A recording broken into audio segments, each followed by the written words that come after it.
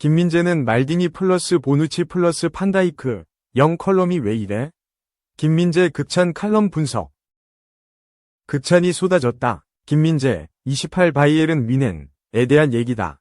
유럽 축구 전문 사이트 브레이킹 더 라인은 김민재에 대한 특집 기사를 13일 이하 한국 시각 게재했다. 이 매체는 김민재는 위대함의 대본을 다시 쓰는 수비수라는 타이틀을 달았다. 김민재는 올 시즌 바이에른 뮌헨의 강력한 주전 센터백이다. 다요 우파메카노와 함께 바이에른 뮌헨의 중앙 수비를 책임진다. 올 시즌 강력하다. 바이에른 뮌헨 빈센트 콤파니 감독의 절대적 신임을 받고 있다. 지난 시즌 우여곡절이 많았다. 2년 전 세리에 A 나폴리에서 우승을 견인했던 김민재는 최우수 선수상까지 받았다. 떠오르는 세계 최고의 센터백 중 한 명으로 평가받았다. 맨체스터 유나이티드의 러브콜이 있었지만 결국 바이에른 뮌헨이 하이제킹에 성공했다. 하지만 토마스 투헬과의 만남은 불행했다. 안정적 3백을 선호하는 투헬 감독과 김민재의 플레이 스타일은 맞지 않았다. 투헬은 세계적 명장이지만 자신의 원칙에 양보가 없는 인물이다. 게다가 뛰어난 지략가이긴 하지만 위대한 라커룸 리더는 아니다. 챔피언스리그 불안정했던 김민재는 뼈아픈 수비 실수를 했고 투헬 감독은 맹비난했다. 독일 매체들은 마녀사냥에 가까운 비판을 쏟아부었다. 하지만 김민재는 올 시즌 완벽하게 부활했다. 더 이상 비난은 없다. 위심의 눈초리도 걷어지고 있다. 브레이킹 더 라인은 김민재에게는 자석이 있다. 존재감보다 상위 개념이다. 주변 공간을 통제하는 방식, 그라운드를 그의 요새로 바꾸는 방식이라며 다른 수비수들과는 다르다. 강력한 임팩트는 없지만 자신의 공간에서는 절대적 우위를 차지한다. 공격을 미화하는 전술혁명에 집착하는 세상에서 김민재는 가장 순수하고 클래식한 수비수다. 틀을 존중하면서 틀을 깨는 선수라고 했다. 그의 가장 큰 장점에 대해 통제의 달인이라고 평가했다. 이 매체는 태클, 공중 장악력, 압박만으로 그의 경기력을 평가할 수 없다. 그렇게 되면 요점을 놓칠 위험이 있다. 그의 최대 강점은 통제다.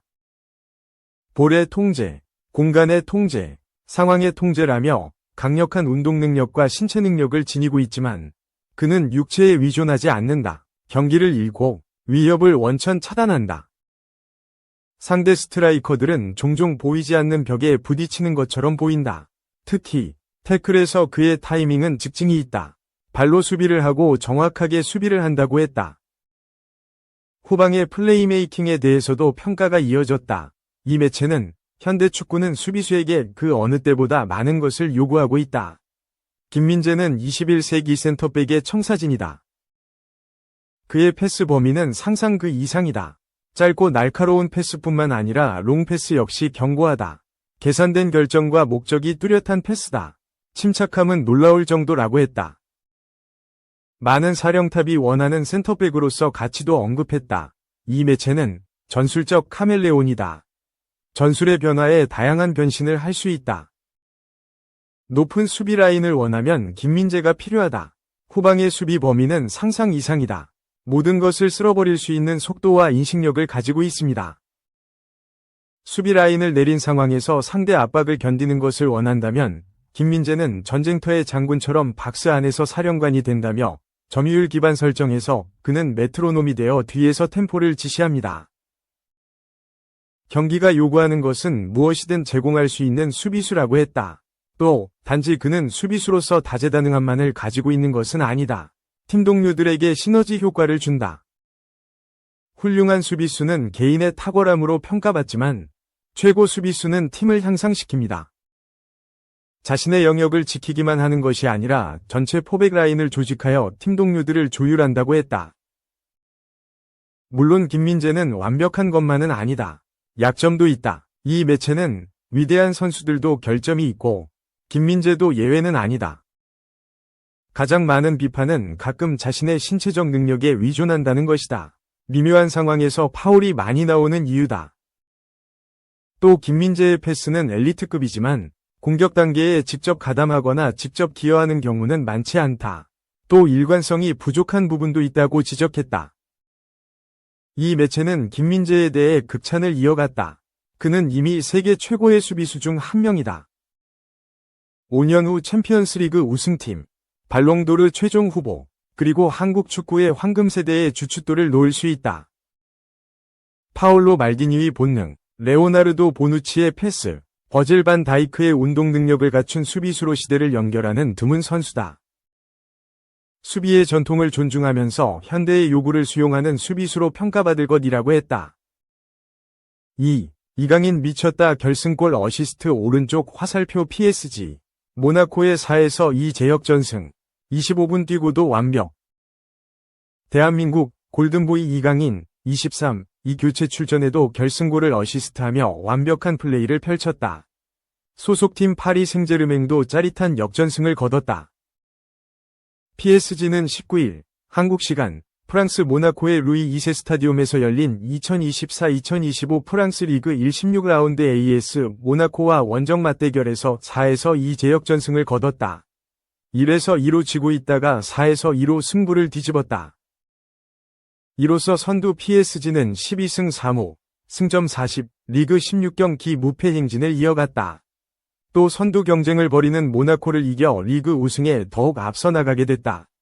모나코는 9승 3무 4패, 승점 30가 됐다.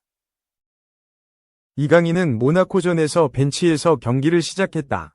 올 시즌 많은 경기를 선발로 나서 주전 자리를 굳히는 듯 했지만 최근 경기력이 부진해 선발 명단에서 밀렸다.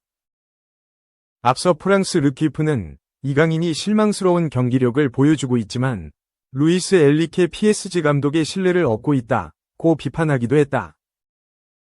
하지만 이강인은 이날 결승골을 어시스트해 제 역할을 해냈다. 자신을 향한 비판도 완전히 뒤집었다. 이강인은 후반 20분 교체 투입돼 총 25분 정도를 소화했다. 슈팅 1회, 패스 성공률 87%, 키패스 1회, 드리블 돌파 1회 등을 기록했다.